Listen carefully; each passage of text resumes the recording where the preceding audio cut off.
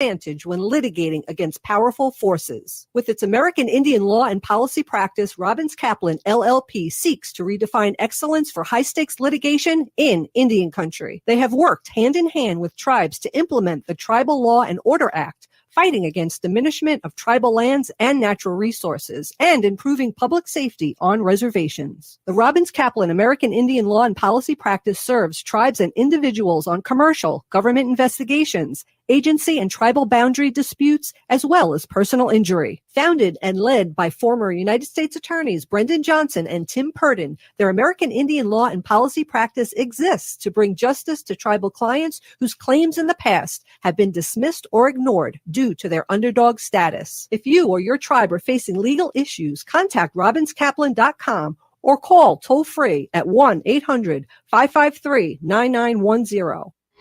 Hello, and thank you for purchasing the EasyVac 7, a wonderful invention by Scamco. Just plug it in, boot it up, and get your vaccination right at home for only 9 payments of $9.99. Don't listen to this idiot. Get your vaccine free and easy at your local clinic. Herd immunity is our best chance of beating this pandemic. #ProtectYourHerd. Brought to you by McGissey Communications and Minnesota Department of Health. Minnesota has the only original wolf population in the continental United States, and 80% of Minnesotans believe the wolf should be protected. Howling for Wolves is asking Minnesotans to respect our true wildlife manager, the wolf. Their survival is critical to our ecosystems, our communities, and even our economy. As highly intelligent animals with strong social bonds, Minnesota wolves deserve to be protected and admired. Learn more at howlingforwolves.org. Let's live and let howl. Hey, Ogama, I've been hearing a lot about this term, climate justice. What is that? Climate justice is recognizing that the negative impacts of climate change don't affect all people equally. It also means transitioning from a fossil fuel-based economy to a more sustainable future. MN350 is one of the groups that's pushing for this transition to protect our futures. You can even get involved too. That's great, especially since I'm concerned about pipeline projects like Line 3. How can I help MN350? Just find them on Facebook or visit mn350.org. With a look at your AM 950 weather, I'm Patrick Lulia. Cloudy tonight with a low of 20. Then Wednesday, cloudy with temperatures around 19. Nightingale at 26th and Lindale in Minneapolis is your cozy, comfortable neighborhood bar and restaurant. Now open daily from 5 p.m. to 1 a.m. with their full menu available until midnight. Check them out today at nightingalempls.com. Portions of Native Roots Radio may be pre-recorded. It's a good day to be indigenous. Get up, stand up. They are going to become more brutal. Couldn't cut, hit me cut again. Because all the hippies were trying to be Indians anyway. They're going to become more repressive because it's a matter of dollars and their illusionary concepts of power. Hey, Victor. We must live in balance with the earth. And also with recent happenings at Wounded Knee. I am awake. Welcome to Native Roots Radio presents I'm Awake, and I'm your host, Wakanja Hade. Hey, Kadagita, all my friends and relatives in 4 directions, you are listening to Native Roots Radio presents I'm Awake, and I am your host, Robert Pilot. We discuss local and national Native news and events, and as you know, Wendy, Native issues are human issues, and human issues are Native issues. This portion of the show is brought to you by Alliant Energy, powering beyond. Hey, just want to give Ogama a quick shout out for wrangling those politicians yesterday. Why Wendy and I took a break. I really didn't take a break, but but it was very interesting. I just want to give a shout out and thank you for those guys for sitting in on such an important issue. And again, good job, Ogama, for wrangling those guys. Wendy, so how's the weather there in New York? I'm a little depressed. We weren't together on Valentine's Day. I know, it's sad. I have the flowers that you delivered to me in the background. If anybody takes a look, they are rather beautiful. And the weather here is a bit chilly. On Saturday, it was 55 degrees, and then the next day it was 30, and it snowed. So it's a bit drunk. Hey, so before we get to Ogama with the news that you don't hear anywhere else, we're going to have Dr. Stately on tonight. We're switching around a little bit, and he's usually our our Monday guy, and he's from the Native American Community Clinic. And then Wendy with some awesome Wisconsin news about, well, I don't want to give it away, but talking about our sacred animals. So, hey, without any further ado, Wendy, let's get with Ogama with the news.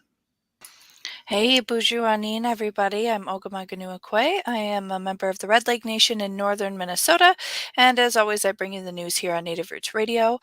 Today, I want to start with a little bit of Line 3 news and reminding people that there is a Line 3 storytelling anthology that's happening. So, a group of people from the movement are collecting stories from the resistance that will be printed in a book and shared with other water protectors.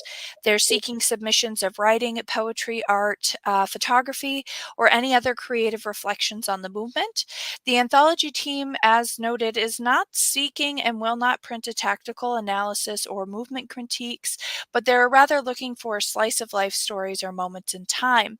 If you would like to submit your stories or art, as well as learn more about the anthology project, you can go to line3anthology.org. That's line number 3anthology.org.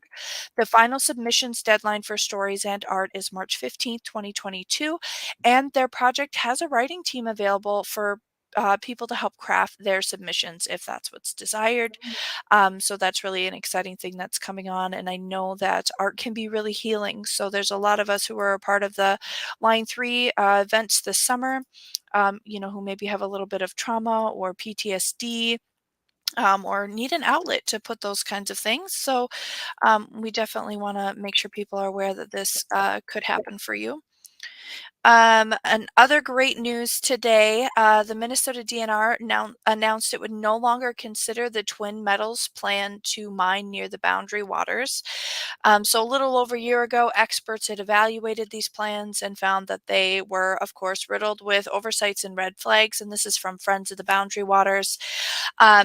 And DNR is now, it sounds like, officially closing the book on Twin Metals. And I believe Biden had a little bit of that to do with that as well. But, you definitely want to continue to pressure the agency and administration to move on from Polymet and to ensure Lake Superior and the Boundary Waters are protected from both copper, nickel, and sulfide mining, as well as ongoing attacks through the Line 3 and Line 5 projects. So definitely don't ease up on that.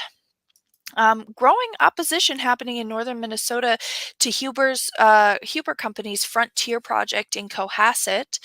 Honor the Earth is launching a campaign in support of the Leech Lake Reservation and other impacted tribes for Minnesota's forests and air quality. Basically, the Frontier project is a timber mill operation scheduled for Cohasset that would become the state's 12th largest polluter and increase deforestation in the Northwoods of Minnesota. It's already received $80 million in state funding via subsidies, but those subsidies bypass tribal input, and the environmental impact statement had ignored any and the environmental impact statement, ignored any climate change impacts. The mill will create an oriented strand board, or OSB as it's commonly known as, used in new housing construction, and consumed more than 400,000 cords of wood, or up to 1 million tons of wood annually. By comparison, the Minnesota DNR in 2019 offered only 875 cords from all state land. Huber's logging impact circle includes the entire Leech Lake Reservation, the Chippewa National Forest, and a good portion of the White Earth and Red Lake reservations. So in support of Leech Lake Reservation, Honor the Earth is launching a campaign and explaining the damaging impacts to 5 of the 11 recognized tribes in Minnesota, 5 of which are all Ojibwe tribes, not to mention the damage to the forest, air quality, and the inadequacies of the approval process. So there is a new website, protectmnforest.org, that's popping up so that you can go find out some more about the Huber Mill and what kind of dangers are happening with that project. So go to protectmnforest.org and make sure you take some time, look up the Frontier project, look up the Huber Mill, and take some time to be educated in that. In case you missed it, we do have a Native American with a Super Bowl ring. Robert and Wendy, did you get to watch the Super Bowl at all? I had it on in the background. I wasn't really paying attention, but when I heard a commercial come on, I paid attention. You sound like me. So Austin Corbett, who plays for the LA Rams, is now, I believe, the first Native American or one of the first to have a Super Bowl ring after the LA Rams won on Sunday. Corbett's a member of the Walker River Paiute tribe, and their tribal chairman, Amber Torres, who's been on Native Roots Radio before, had made a post on Social Distance Powwow as they went into the game. Congratulations to number 63 Austin Corbett and the LA Rams on a great season, and asking all of Turtle Island to support them on Super Bowl Sunday, and they were successful. So that is some fun news for us out of Indian country. Also, some good news. This came out of Indian country today. Congratulations to journalist Julian Brave Noisecat, who is from 2 different tribes in the United States and is one of 2 recipients for the American Mosaic Journalism Prize, and its unrestricted $100,000 cash prize. The Heising Simons Foundation has awarded the prize to 2 freelance journalists for excellence in long-form narration or deep reporting about underrepresented or misrepresented groups in the United States since 2018, and the cash prize is one of the largest for journalism in the United States. It came as a surprise to Noisecat after the winners were announced last week on February 9th. Noisecat's work has been featured in the New York Times, The Athletic, the National Geographic, The Washington Post, and more. The press release on this award that he received highlighted his work on the Census Powwow, which followed an MHA Nation citizens' journey to count everyone on their reservation for the 2020 census, and an examination of fatherhood from the perspective of Indigenous men, titled Indigenous Fathers Take Lessons from Their Own Experience to Create Healthy Lifestyles for Their Children, which is something I might actually send around to some people that I know. So that's really exciting, and congratulations to Mr. Noisecat on that awesome win. And we'll have a little bit more news for you tomorrow, as always, on Native Roots Radio. Can't wait. Okay, so we're up. We're going to have Dr. Stately on next, and we're just going to catch up and have a conversation, which we do. There's a lot of preparation in this show, Wendy. We prep a lot before we get on. Mm-hmm. You have to. Hey, you're listening to Native Roots Radio presents I'm Awake, and we'll be right back after this short break with Dr. Stately. Stay with us. I heard sex trafficking happens a lot in Indian country. What is that? Here are some of the real reasons why sex trafficking happens in Indian country. Unequal gender roles that were forced on us by colonization. Communities don't have enough resources. Silence around domestic and sexual violence. Lack of attention and justice for missing and murdered Indigenous people. There's a lot of behavior that keeps our communities out of balance. These are just a few true reasons why Native communities are targeted by traffickers. When these acts of violence happen in our communities, it opens us all up for exploitation. Sponsored by the Minnesota Indian Women's Sexual Assault Coalition. Hey, Ogama, I've been hearing a lot about this term, climate justice. What is that? Climate justice is recognizing that the negative impacts of climate change don't affect all people equally. It also means transitioning from a fossil fuel-based economy to a more sustainable future. MN350 is one of the groups that's pushing for this transition to protect our futures. You can even get involved too. That's great, especially since I'm concerned about pipeline projects like Line 3. How can I help MN350? Just find them on Facebook or visit mn350.org. Minnesota has the only original wolf population in the continental United States, and 80% of Minnesotans believe the wolf should be protected. Howling for Wolves is asking Minnesotans to respect our true wildlife manager, the wolf. Their survival is critical to our ecosystems, our communities, and even our economy. As highly intelligent animals with strong social bonds, Minnesota wolves deserve to be protected and admired. Learn more at howlingforwolves.org. Let's live and let howl. Turn to Auto Technical with your vehicle donation. We have families waiting for a car. Over 85% of unemployed are successful in finding and keeping a job if they have dependable transportation. A car plus a job equals a life changed. 612-919-5526. We have families waiting for a car. 919-5526 or autotech.org. Bijou, I am Oshawashko Gijig. I'm from Red Lake Nation, and you're listening to Native Roots Radio. Welcome back to Native Roots Radio presents I'm Awake. This portion of the show is brought to you by MN350, grassroots organization fighting for climate justice. Hey, Wendy, can we talk a little bit, do a little preview while we're waiting for Dr. Stately? He's not with us yet, but a little preview of what you got cooking today. Yeah, excellent. Robert, you actually sent me this article, and as everybody already knows, and maybe there's some people who don't know, that on February 10th, the wolves were returned to the federal endangered species list, and we're really happy about that.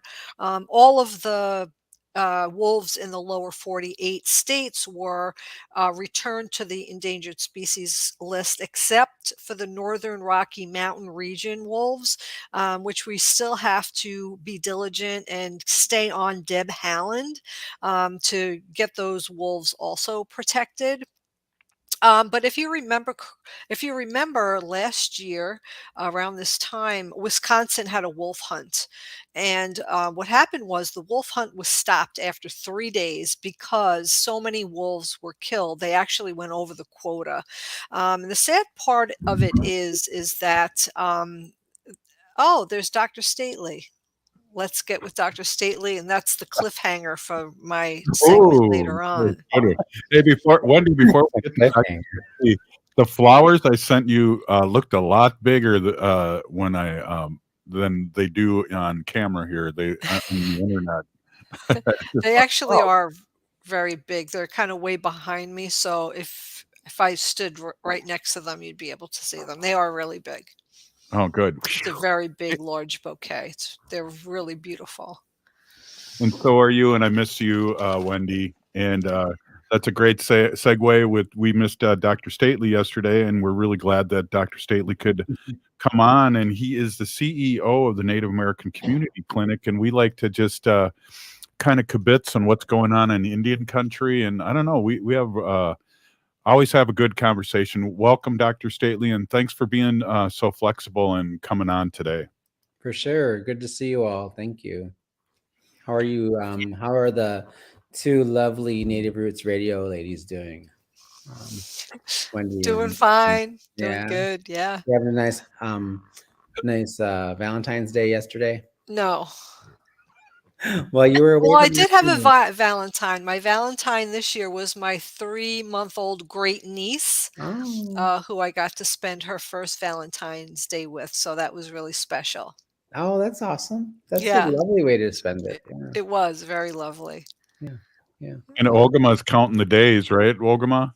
You are. Yeah, I'm about 37 weeks pregnant right now, for those of you who don't know. So I spent my Valentine's Day with swollen feet and hanging out. Actually, I got to do something really awesome for Valentine's Day. I got to help with the MMIWR show yesterday that we had with Heather Keeler and other legislators from the Midwest. So yeah, that was really a good show. So happy to be able to do that.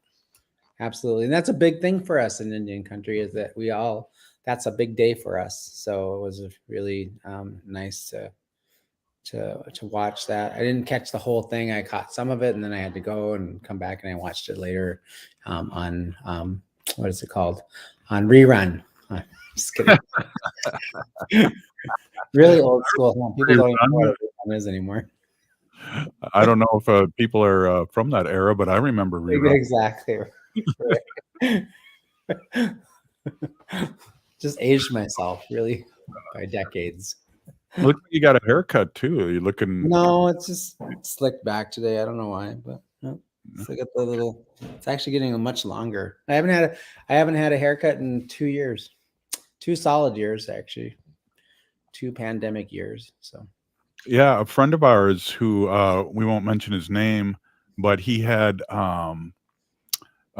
gotten cancer, and he's still with us, and I worked with him at Harding, and I stopped growing my hair or cutting my hair then, and the respect for him. And then also it's just transitioned to really supporting our young Native youth that get bullied with long hair. And so that's why, even though it's thinning out, I'm going long here and have long hair, Dr. Staley. Yeah, I see that. So same thing for me. It's like, I'm actually getting, sometimes I used to have more hair on my chin than I had on my top of my head, but now finally, thanks to the pandemic, that's reversed. So, but Ogama asks questions about the COVID numbers in Minnesota, and absolutely, like the cases, the number of cases are going down. It looks like Omicron is receding a bit, and they were still seeing a lot of people in coming to the hospitals, and still cases of illness happening and hospitalization. So we're not out of the woods yet, and I think that that's a really important thing for us to talk about or to sort of reify, and then that's important because I don't know how the rest of you are, but my kids seem to think that it's over. They're walking around without masks and doing all kinds of stuff. And their school this week, yesterday, pivoted to like masks are not mandatory anymore. They're kind of recommended but not required. And so I dropped my kids off this morning at school, and I have two 14-year-olds, and one kid isn't wearing a mask and the other one is completely masked up. And when I dropped them all off in the line, my kid looked like he was the only kid walking into the entire school with the mask on. So yeah. So it's kind of like it's concerning because there's still community circulation. I don't think we're out of it yet, and I think people need to just remember that it's important to especially in certain situations, there's 35 kids to a classroom, and my kids is high school, so sometimes in some situations 40, right?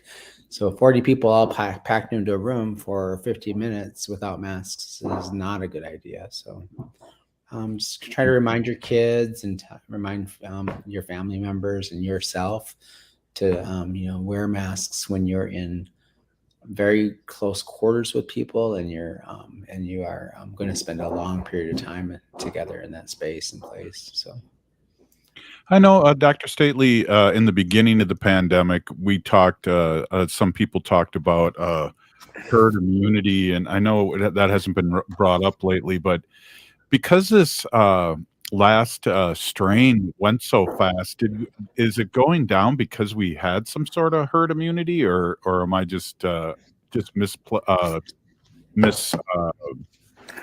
labeling things?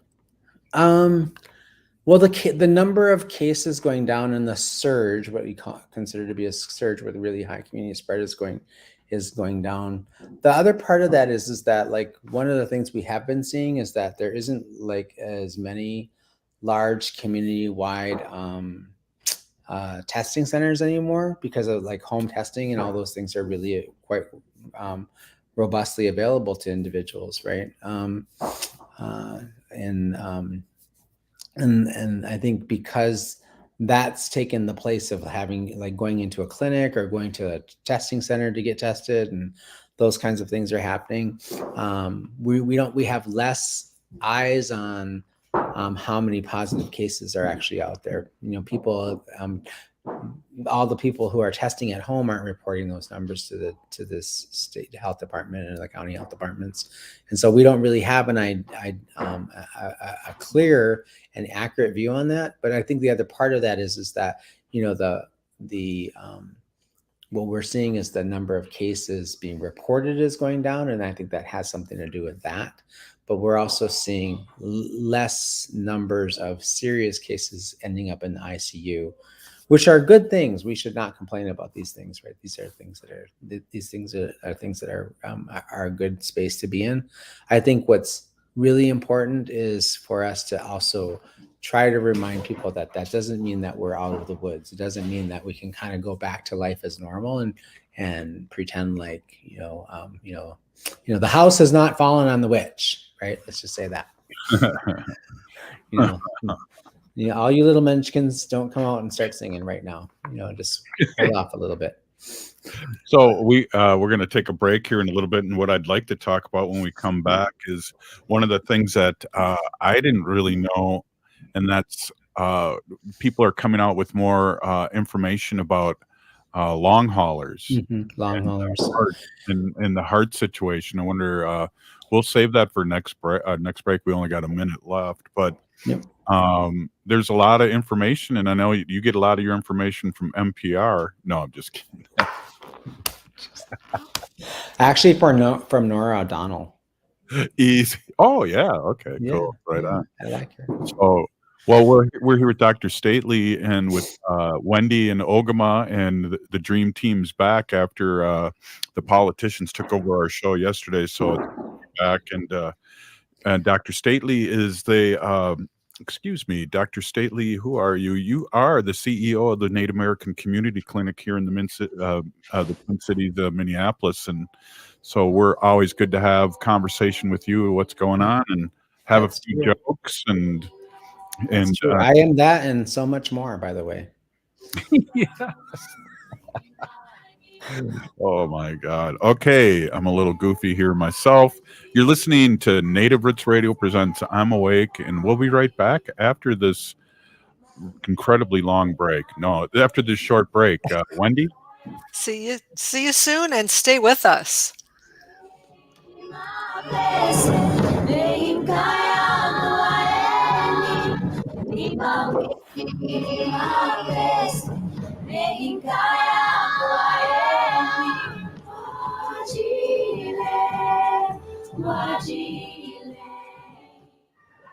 What is this? It's a vaccine, Batman.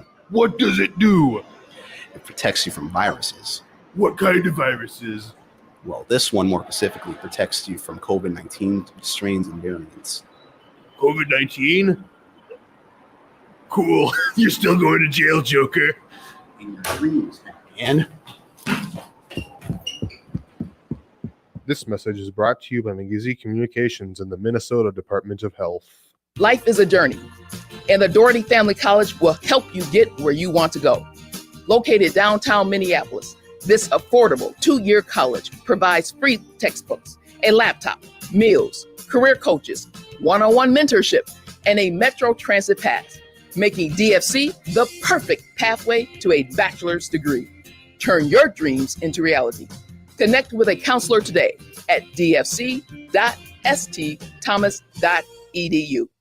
Children's Minnesota raises up children's health by raising the standards, hands, voices, the bar, the stakes, the questions, and the curtain on raising kids' health to the highest priority. With the most pediatric experts in the upper Midwest, we're setting the stage because kids need us, all of us. So let's raise them up so every kid can reach their best health. Children's Minnesota, the kid experts. Hey, Wendy, what are we doing for dinner after the show? How about we go to J. Selby's on 169 Victoria Street in St. Paul? They have a delicious plant-based menu that's compassionate and environmentally sustainable. I'm getting their spot-on vegan Big Mac, the dirty secret. You can pick up and they deliver within a 5-mile radius, or you can call them at 651-222-3263 or visit jselbys.com. Well, you sold me, Wen. Let's go order at J. Selby's tonight. I'm hungry. Think your company's safe? Your staff is working from home, right? As I speak, cyber criminals are mounting attacks across the country. Remember, when we're weakest, cyber criminals attack. Hi, Mark Sommerfeld from Rymark. The Rymark team is guiding our clients through these difficult times. In fact, demand has been so high, we created an easy-to-follow guide. It's yours free. Download our 5 steps to securely work from home now at rymarkit.com or call 651-328-8900 for a no-cost how-to discussion. Hey, this is David Packman for All Energy Solar. Home utility costs are rising every year. It's unnecessarily costing you money. Stop renting your energy from the utility companies. Switch to All Energy Solar. Going with All Energy Solar means you'll be in control of your energy costs. Plus, All Energy Solar can save you money at home and at your business. They work with both homeowners and businesses. Switching to solar is not just a good decision for the planet. It can reduce energy expenses for up to 30 years. More people are choosing solar for their homes to be more environmentally responsible, and they want to make purchases from businesses with similar earth-friendly values. Don't delay on going solar. 2022 is the last year of the 26% federal tax credit for installing solar at your home or business. Still not sure about solar? All Energy Solar is hosting a free winter webinar to answer all your questions. Learn more at allenergysolar.com, and we thank All Energy Solar for being a proud sponsor of the David Packman Show. With a look at your AM 950 weather, I'm Patrick Lulia. Cloudy tonight with a low of 20. Then Wednesday, cloudy with temperatures around 19. This is Angela Warner with Warner Stellian. If you've got a broken appliance or one you wish would break, don't settle for poor selection and don't pay a penny more than you should. Warner Stellian has thousands of in-stock appliances, plus save an extra 5%. Shop now at warnerstellian.com. Hey, Minnesota, it's Brad Friedman, host of the Bradcast. We'll expose all the latest schemes, frauds, and more. Weeknights at 7 on AM 950. Hi, I'm Jane Fonda, and you're listening to Native Roots Radio. And we're back to Native Roots Radio presents I'm Awake, and this is Robert Pilot.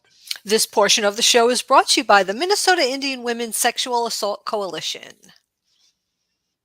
Wendy, could you do Howling for Wolves too while we have Dr. Stately with us? Yeah, sure. This portion of the show is brought to you by Howling for Wolves, protecting wolves for future generations.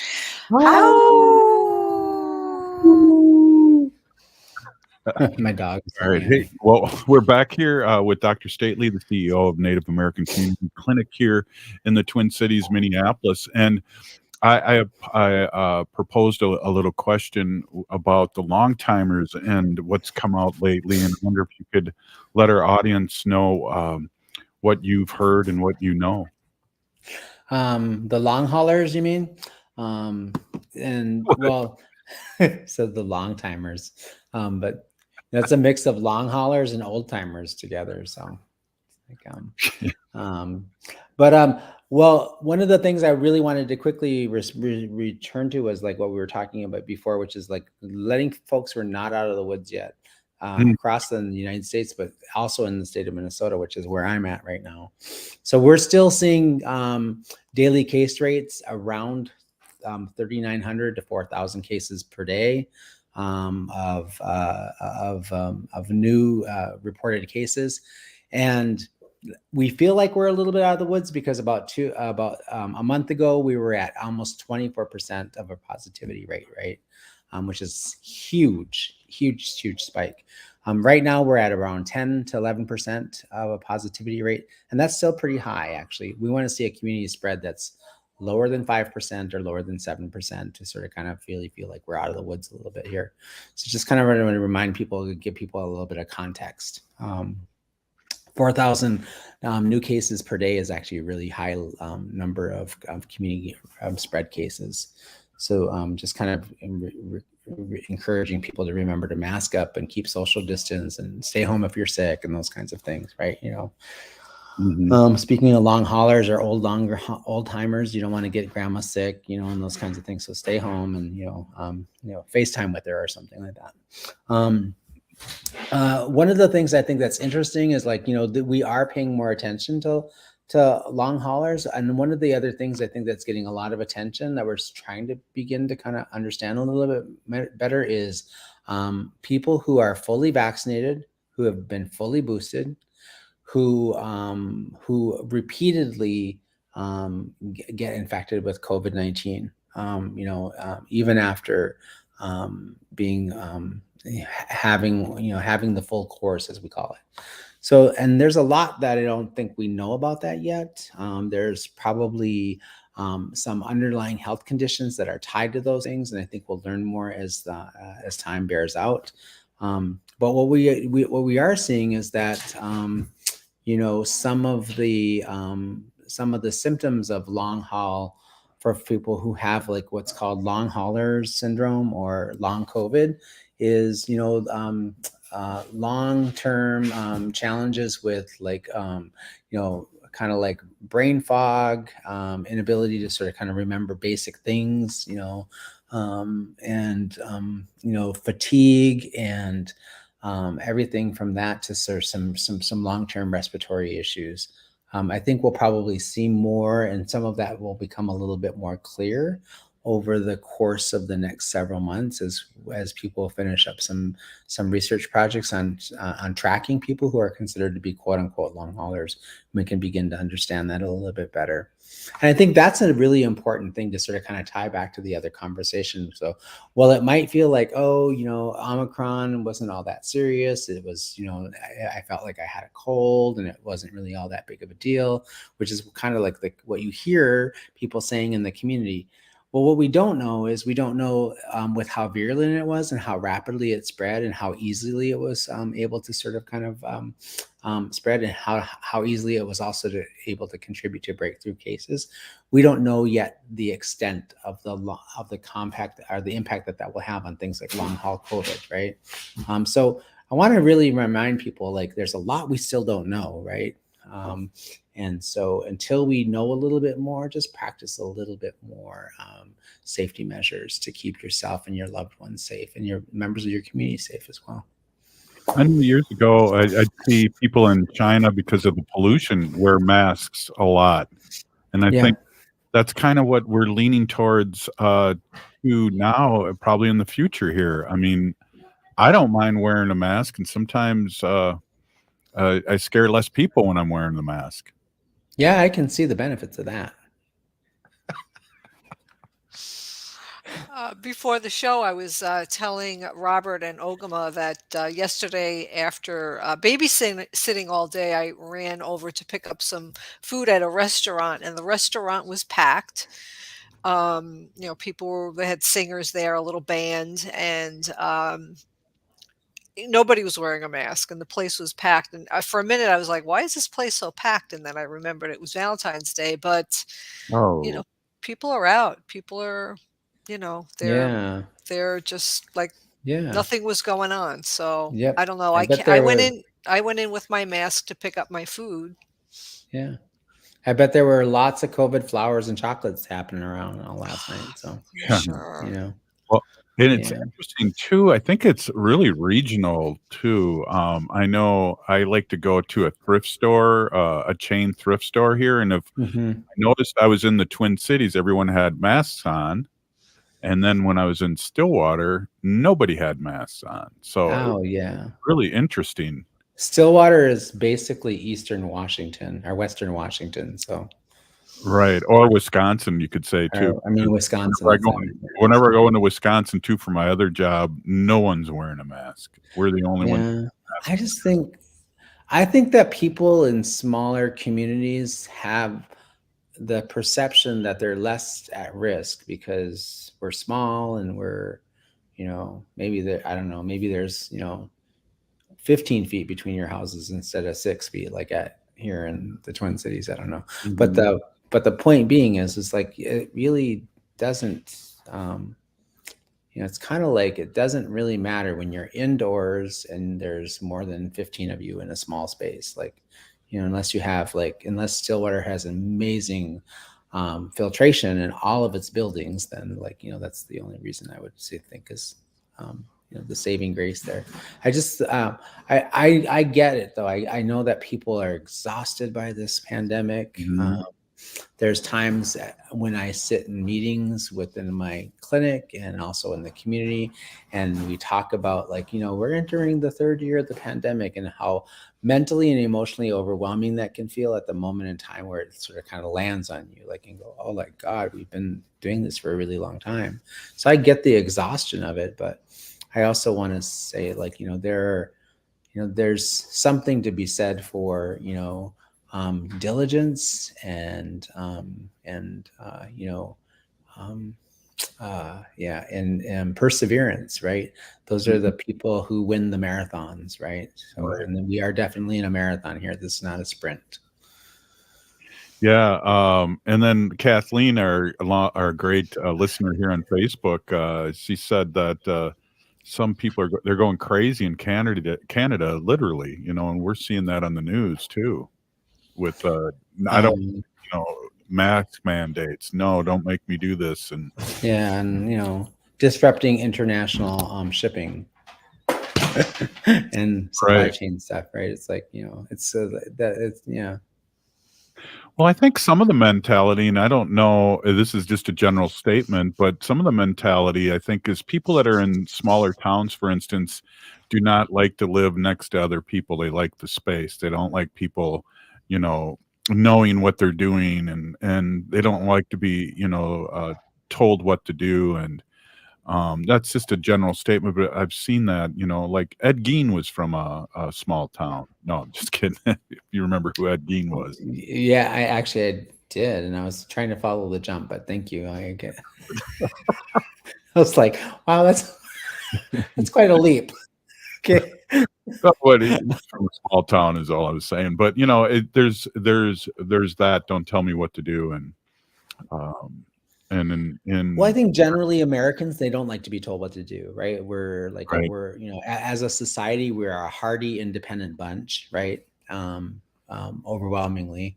I don't necessarily know that all groups subscribe to those cultural values, but I think a part of it is like, that's a thin line to walk, right? Like I get it. I don't want to have a lot of limitations placed on my behavior and my sort of existence either. It's part of the reason why I bought a house instead of being a renter. I really didn't like being living under somebody else's conditions, right? Mm-hmm. So, but I also think that it's important, to try to remember the social contract that we have as a society. Like we really do have. We've made some, and we've all adapted and signed on to some regulations and some processes and some rules of engagement that benefit the good, the greater mm-hmm. good, right? It's why we all sort of agree, you have to have a license to drive. And if you don't have a license to drive, you shouldn't be operating a 3,000-ton vehicle on the roadway because it's dangerous and it can cost people's lives. We all agree that you shouldn't drink and drive because it's dangerous and it can kill people. We agree that you should all wear your seatbelt because it's safer. I mean, there's things we've assigned ourselves to, right? I'll even do one better. What side of the street you drive on. Mm-hmm. I mean, that's just a norm. Everyone follows that norm, and people are vaccinated. I got vaccinated, little person, and this whole thing. We would have been out of the woods here, per se, if we didn't have didn't become such a political volleyball. Sure.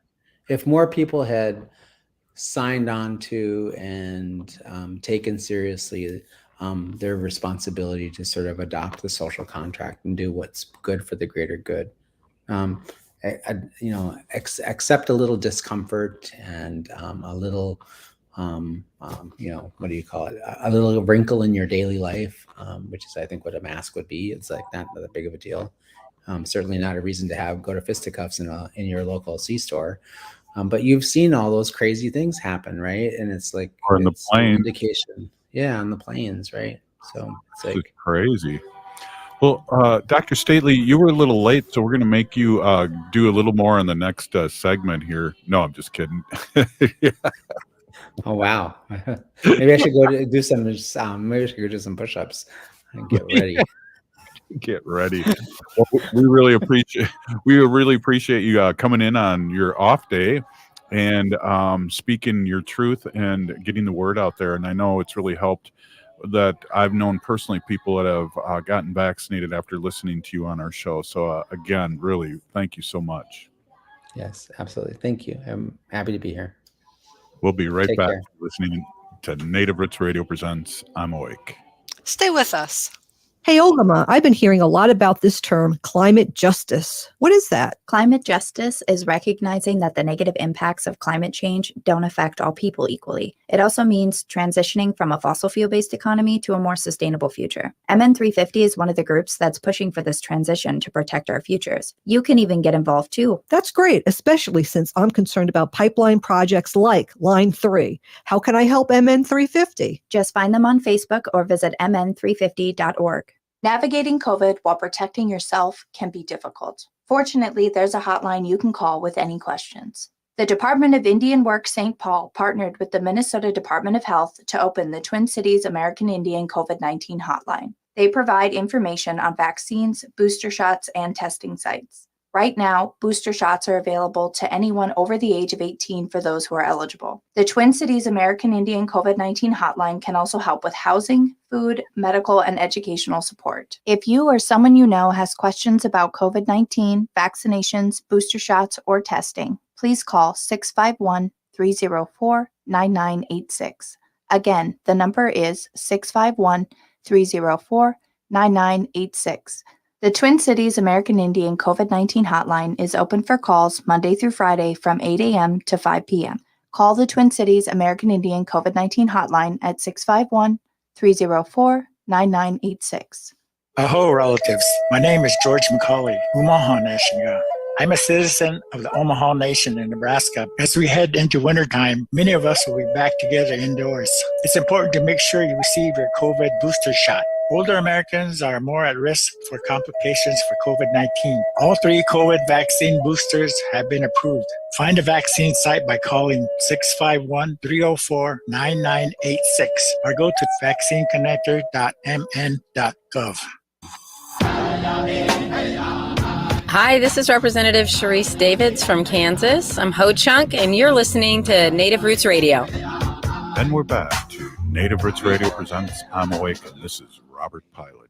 I'm happy to do this twice. This portion of the show is brought to you by Howling for Wolves, protecting wolves for future generations. Ho!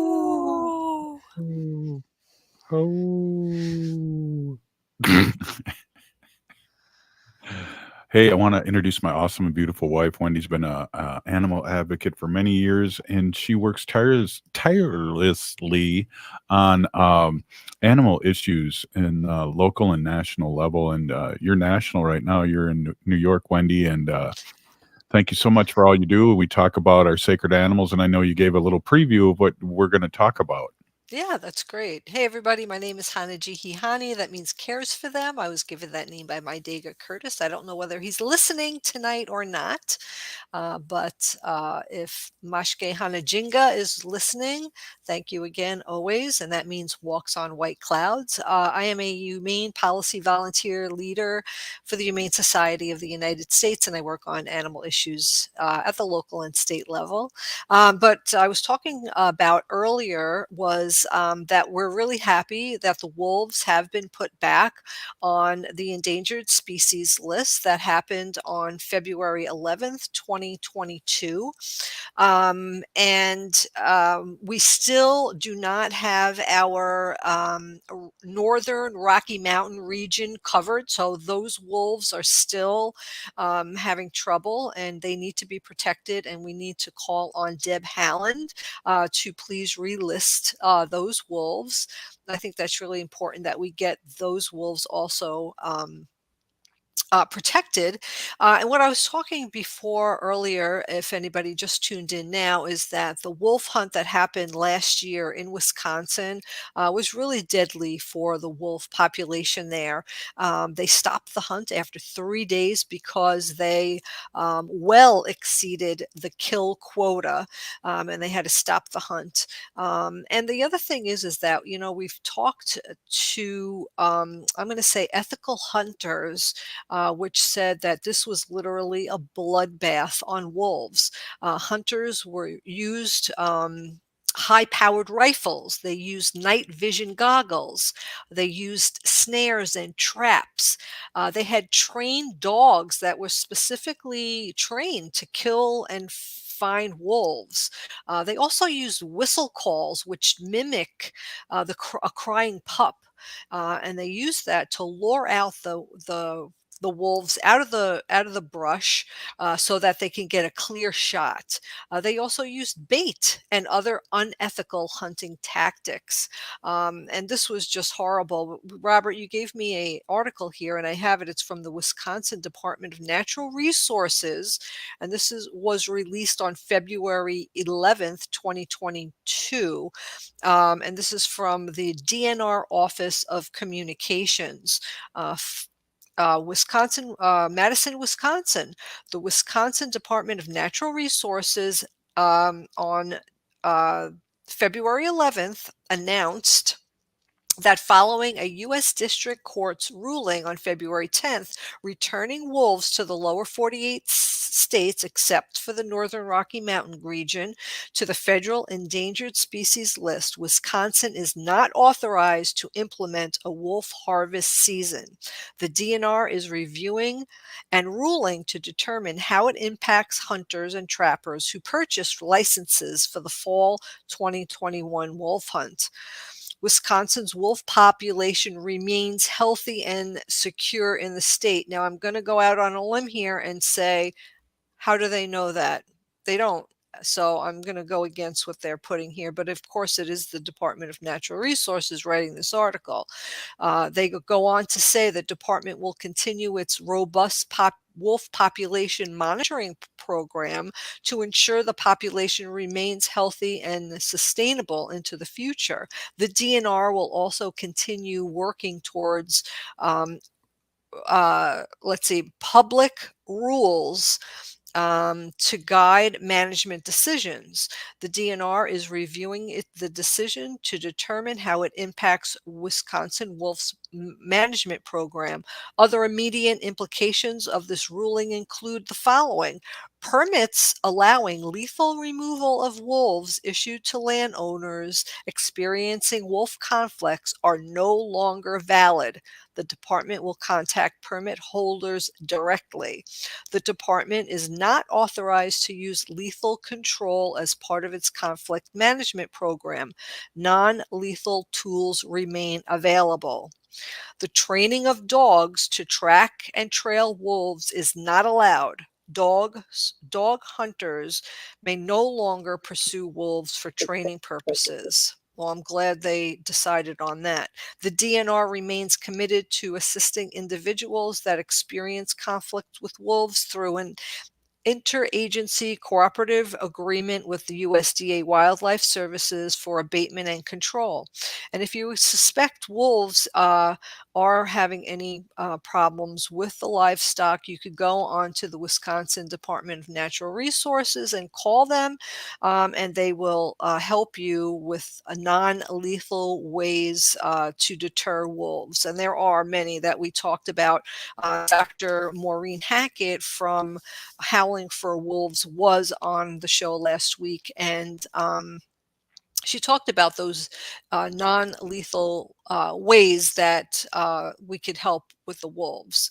One of them was using like flags around the livestock, and if a calf or a cow dies, to remove that body out of the way as soon as possible. But I wanted to go to another article here that I have really quickly. It's from Care 11, and I often talk about lead shot and hunters using lead bullets in the state and how it hurts a lot of animals and people too. But Minnesota lawmakers take aim at lead bullets. House Democrats are floating a bill to gradually phase out the use of lead ammunition in the wild and pay for lead ammo buyback program through the DNR.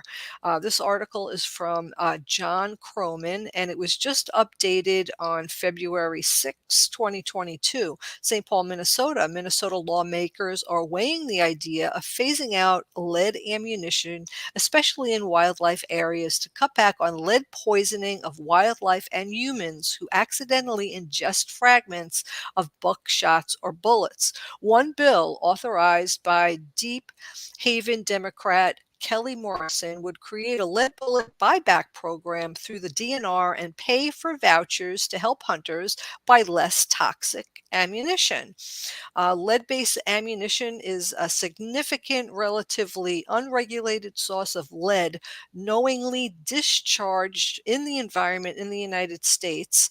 House Representative Health Policy Subcommittee on Wednesday said exposure in childhood to even a slightly small part of lead products lasting neurological deficits in intelligence and behavior problems. There's also plenty of evidence that raptors and other scavenger birds are sickened when they accidentally eat lead bullet fragments from large game hunting.